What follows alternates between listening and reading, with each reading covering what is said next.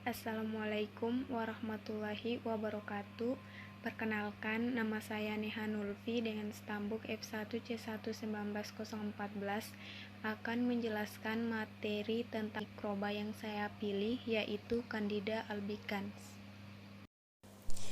Materi yang pertama yaitu mengenai klasifikasi Candida albicans.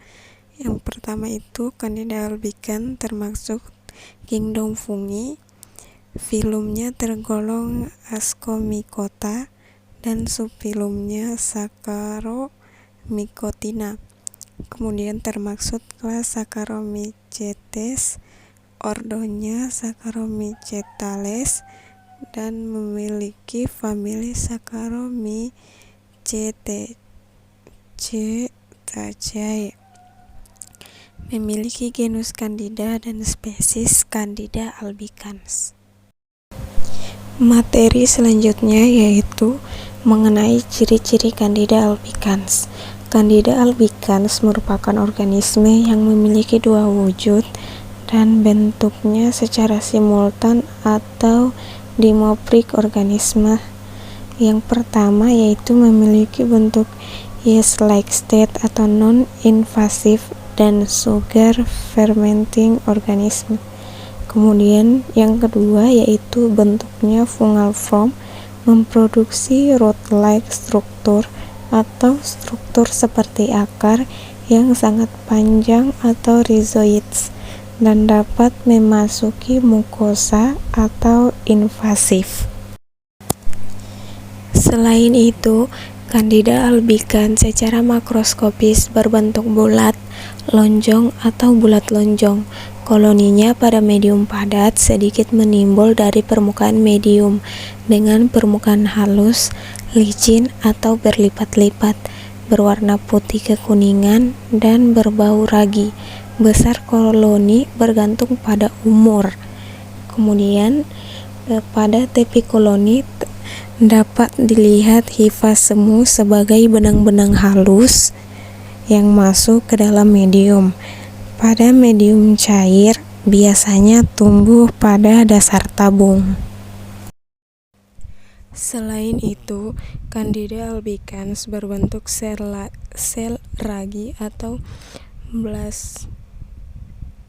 blastospora atau yeast dan oval, berukuran 3-6 mikrometer, memperbanyak diri dengan membentuk tunas yang akan terus memanjang membentuk hifa semu.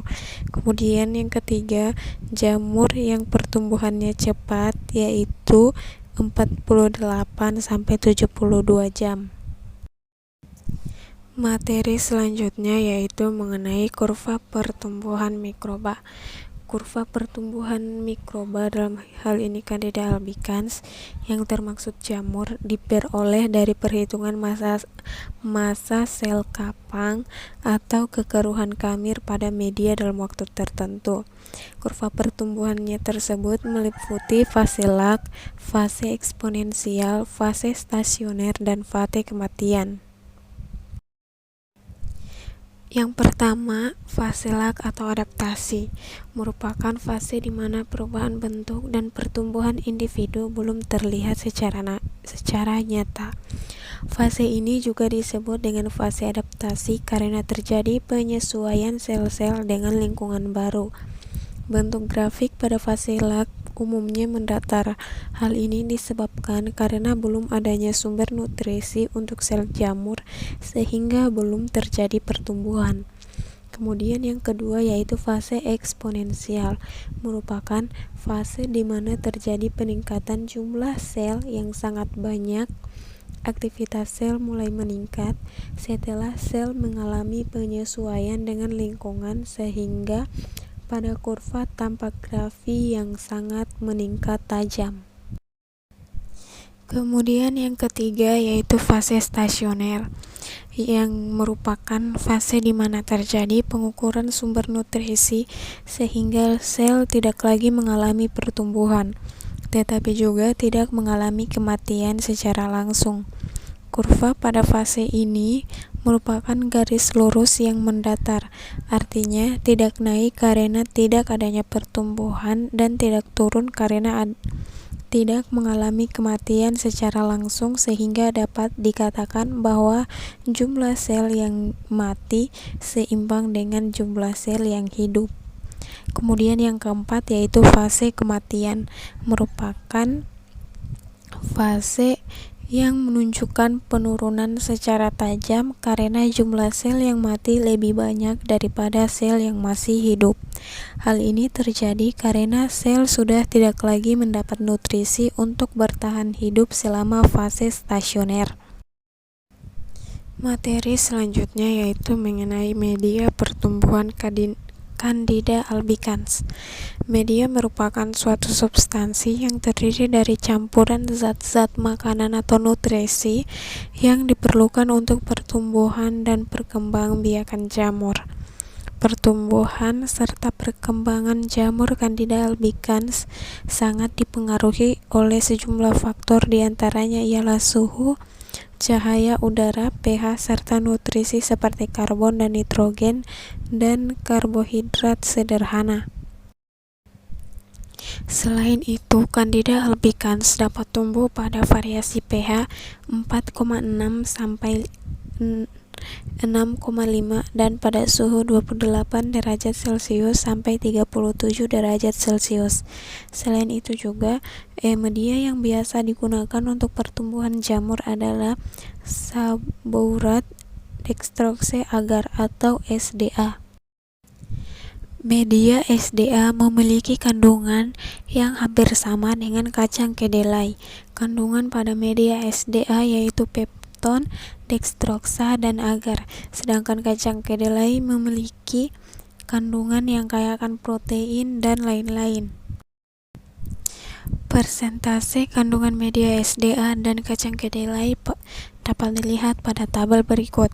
Untuk yang pertama, pepton sebesar 1%, dextrosa 4%, agar, kemudian protein sebanyak 40,4 gram, karbohidrat 24 gram, kemudian lemak 16,7 gram, serat 3,2 gram, serta air 12,7 gram.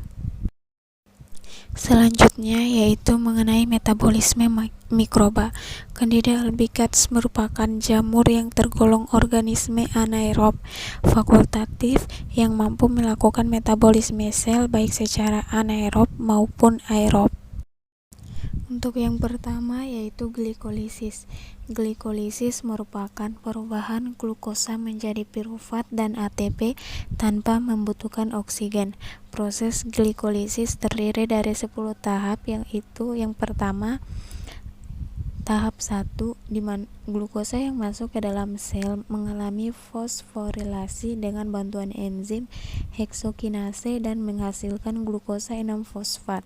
Untuk keperluan ini ATP diubah menjadi ADP agar diperoleh energi. Tahap kedua yaitu glukosa 6-fosfat diubah oleh enzim fosfoglukoisomirase menjadi bentuk isomernya berupa fruktosa 6-fosfat.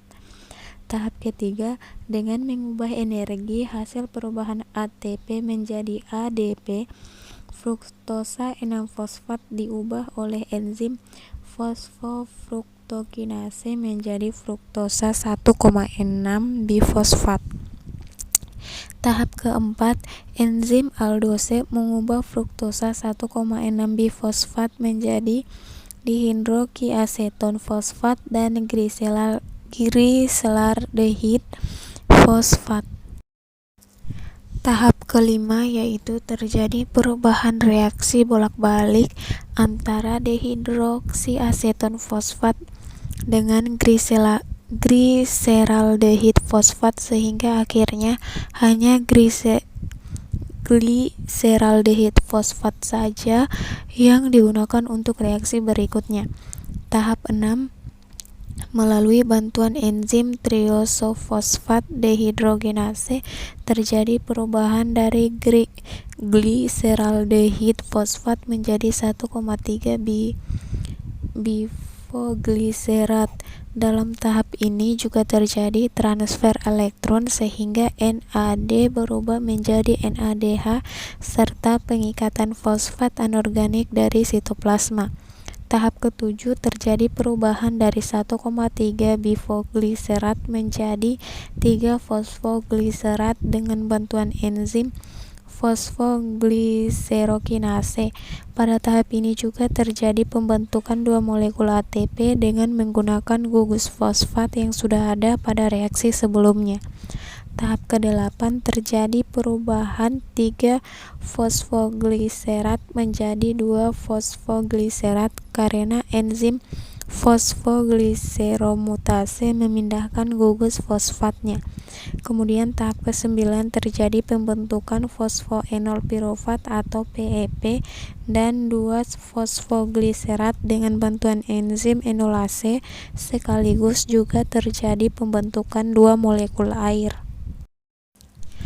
Tahap ke-10 yaitu terjadi perubahan fosfoenol pirufat atau PEP menjadi asam pirufat dengan enzim pirufat kinase serta terjadi pembentukan 2 molekul ATP.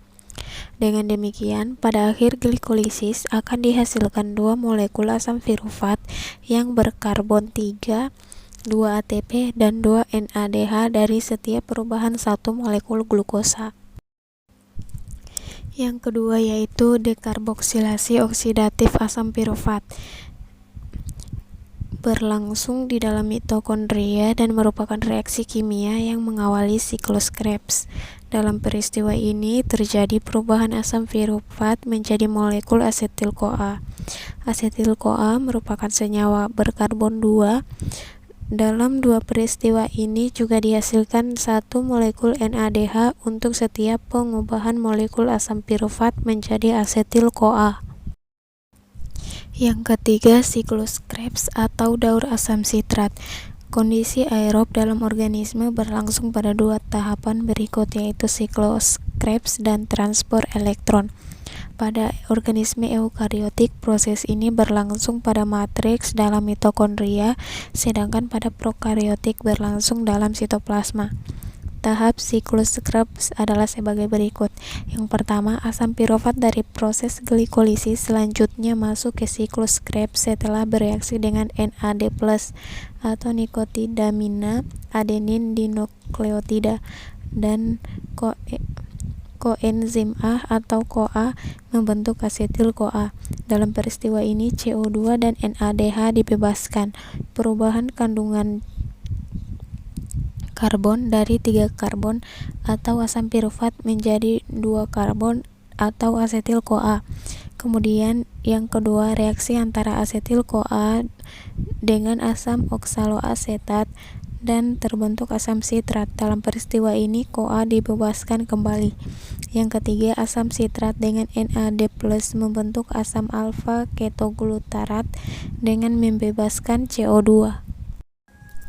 Keempat, peristiwa berikut akan kompleks, yaitu pembentukan asam suksinat setelah bereaksi dengan NAD+ dengan membebaskan NADH, CO2 dan menghasilkan ATP setelah bereaksi dengan ADP dan asam fosfat anorganik. Yang kelima, asam suksinat yang terbentuk kemudian bereaksi dengan FAD atau flarin adenin dinukleotida dan membentuk asam malat dengan membebaskan FADH2. Yang keenam, asam malat kemudian bereaksi dengan NAD+ dan membentuk asam oksaloasetat dengan membebaskan NADH karena asam oksaloasetat akan kembali dengan asetil-CoA seperti langkah kedua di atas. Dapat disimpulkan bahwa siklus Krebs merupakan tahap kedua dalam reaksi aerob yang mempunyai 3 fungsi, yaitu menghasilkan NADH, FADH2, ATP serta membentuk kembali oksaloasetat. Oksaloasetat ini berfungsi untuk siklus Krebs selanjutnya. Dalam siklus Krebs dihasilkan 6 NADH, 2 FADH2 dan 2 ATP.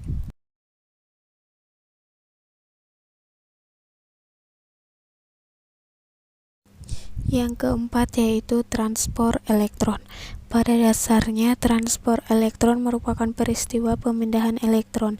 Elektron tersebut berasal dari NADH dan FADH dari suatu substrat ke substrat lain secara berantai, disertai pembentukan ATP melalui proses fosforilasi oksidatif. Fosforilasi oksidatif merupakan proses penambahan gugus fosfat anorganik ke molekul ADP dalam transport elektron, yang menjadi penerima elektron terakhir adalah oksigen, sehingga pada akhir peristiwa ini terbentuk oksigen. NADH dan FADH dalam transport elektron berfungsi sebagai senyawa pereduksi yang menghasilkan ion hidrogen. Setiap molekul NADH yang memasuki rantai transport elektron akan menghasilkan 3 molekul ATP dan setiap molekul FAD akan menghasilkan 2 molekul ATP. Yang terakhir yaitu respirasi anaerob atau fermentasi. Reaksi fermentasi dilakukan dengan proses peragian melalui yeast. Proses fermentasi alkohol diawali dengan pemecahan 1 molekul glukosa menjadi 2 molekul asam pirufat. Pada proses tersebut dibentuk juga 2 ATP dan 2 NADH. Setiap asam pirufat diubah menjadi asetaldehid dengan membebaskan karbon dioksida. Asetaldehid diubah menjadi NAD+ untuk selanjutnya digunakan dalam glikolisis kembali. Demikianlah materi penjelasan dari saya.